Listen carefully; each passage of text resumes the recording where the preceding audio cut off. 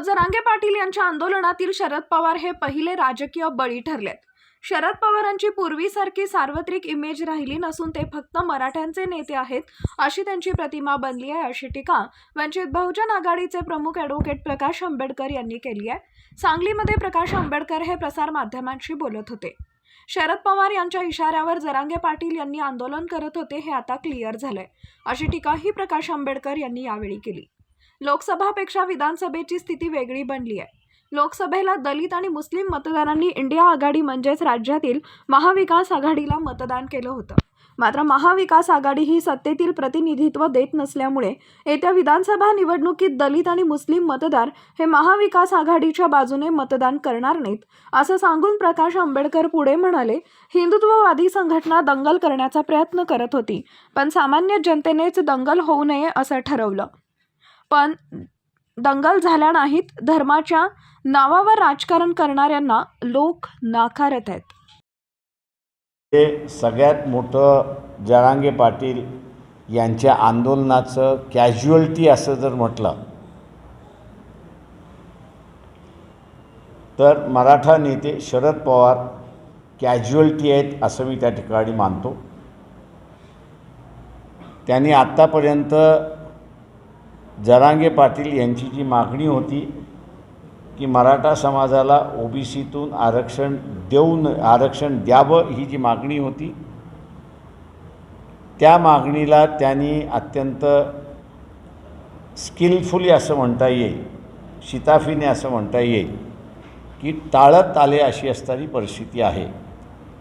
पण रत्नागिरीच्या जाहीर सभेमध्ये त्यांनी जरांगे पाटील यांच्या मागणीला पाठिंबा दिला, योग्यता आहे असं त्या ठिकाणी म्हणायला लागले। आणि आता ओबीसीच्या ज्या संघटना आहेत, या सर्व ओबीसीच्या संघटना आपल्या सभासदांमध्ये आणि लोकांमध्ये बोलत असताना नुसतं शरद पवार असं नाव घेत नाही तर मराठ्यांचे नेते शरद पवार असा उल्लेख त्या ठिकाणी करायला लागलेत। आणि म्हणून मी मगाशी म्हणालो की जरांगे पाटील यांच्या आंदोलनातला पहिला बळी हे शरद पवार सार्वत्रिक न राहता आता ते फक्त मराठ्यांचेच नेते झालेत अशी असणारी एक परिस्थिती आहे। ज्या SC STच्या वर्गाने मागच्या लोकसभेमध्ये इंडिया आघाडीला मतदान दिलं, महाविकास आघाडीला मतदान दिलं, संविधान वाचवण्याच्या मुद्द्यावरती आज हीच महाविकास आघाडी आरक्षण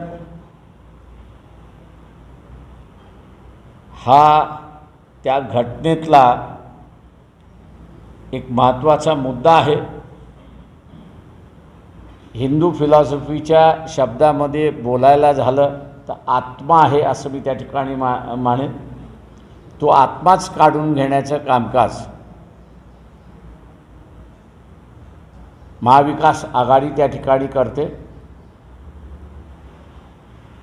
आणि म्हणून हा वर्ग जो आहे तो यावेळेस महाविकास आघाडीच्या बाजूने उभा राहील असं आम्हाला तरी काही चित्र त्या ठिकाणी दिसत नाही।